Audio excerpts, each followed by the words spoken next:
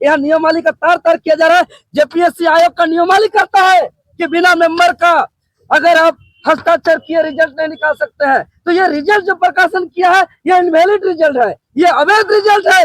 इस रिजल्ट को रद्द किया जाए, सीबीआई से जांच किया जाए और दोषी पदाधिकारी अधिकारियों पर कड़ी कार्रवाई किया जाए। खंड के सबसे बड़ी संवैधानिक नियुक्ति संस्था जेपीएससी, जो 14वीं जेपीएससी पीटी परीक्षा फल जो अजूबा जारी किया है, इसमें झारखंड प्रदेश के लाखों आदिवासी मूलवासी छात्रों के भविष्य बर्बाद किया जा रहा है। वो तमाम मामला को लेकर के महामहिम राज्यपाल जी के पास पहुंचे थे और जेपीएससी जो अपना ही प्रारूप का अपना ही नियमावली को तार तार कर रहा है, एक अजूबा रिजल्ट प्रकाशन किया है जिस पर न मेंबर का हस्ताक्षर है, न कट ऑफ मार्क्स जारी किया है रिजल्ट के साथ, और अपने मनमानी से कुछ को यूपी से उठा लिया, कुछ को हरियाणा से उठा लिया है, तो कुछ को बिहार से उठा लिया है। ये सारे मामलों को महामहिम राज्यपाल जी तक पहुंचाए और महामहिम राज्यपाल जी को त्वरित हस्तक्षेप करने के लिए आग्रह किए हैं, क्योंकि राज्य के लाखों युवाओं को महामहिम राज्यपाल जी से अपेक्षा है, उम्मीद है, विश्वास है, आशा है कि एक ऐसा जेपीएससी की हद पार कर दिया है कि हाईकोर्ट का निर्देश है कि कोई भी फॉर्म भरने से मिनिमम 45 दिन उसको परीक्षा का तैयारी करने का समय मिलना चाहिए, जो आयोग के चेयरमैन को इस बात का मालूम नहीं है। पीटी परीक्षा का 75 दिन बाद परीक्षा फल जारी करता है और 7 दिन के अंदर कहता है कि फॉर्म भरिए और 16 दिन के अंदर परीक्षा लेने का बात करता है, और 18, 19 और 20 जुलाई को वो परीक्षा की तिथि का घोषणा किया है। और इसी तिथि के मध्य में राज्य के कई महत्वपूर्ण परीक्षा है, जेएसएससी का एक महत्वपूर्ण परीक्षा है, फील्ड वर्कर का, यूजीसी नेट का परीक्षा है, आपका यूपीएससी सीएपीएफ का परीक्षा है। तो अगर इस डेट पे परीक्षा होती है तो कई परीक्षार्थियों का कुछ न कुछ एग्जाम छूट जाएगा। यह बहुत ही गंभीर और संवेदनशील मामला है। इसलिए जेपीएससी को हम साफ साफ कहना चाहते हैं कि राज्य के अंदर मनमानी को बंद करिए और किसी भी हाल में 18, 19 और 20 जुलाई को जो परीक्षा का घोषणा किया है उसको होने नहीं देंगे।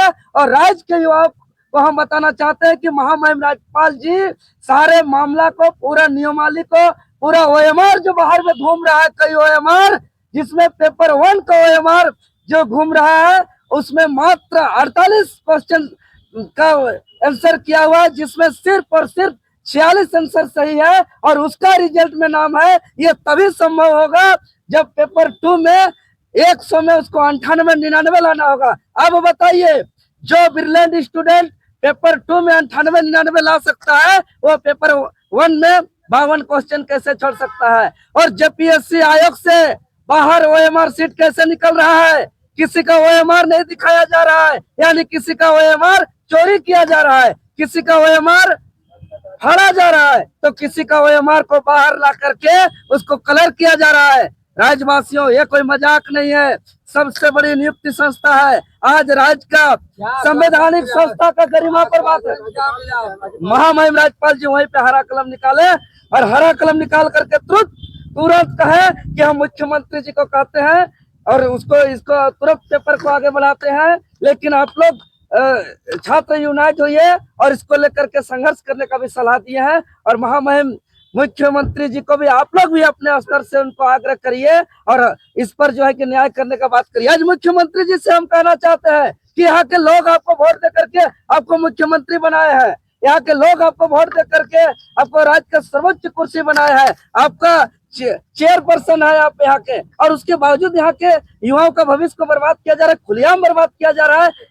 और पारदर्शिता से एग्जाम लिया जाए, चूंकि इसमें वीडियो आगे की रणनीति हम लोग महामहिम राज्यपाल जी साहब कहती है कि हम पूरा इसको आगे बढ़ाते हैं।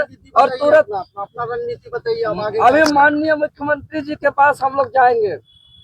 अभी टाइगर जयराम महतो जी हमारे विधायक जी से भी हमारी बातें हुई और हम लोग सारे चीजों से अवगत करा दिए। विधायक जी साहब कह दिए है कि जेपीएससी को छोड़ना नहीं है, इस लड़ाई को लड़ना है। और मुख्यमंत्री जी से वो भी बात कर रहे हैं, हम लोग भी अभी बात करने जाएंगे और इसको न्यायालय में भी लड़ेंगे, और नहीं तो जेपीएससी का घेराव करेंगे।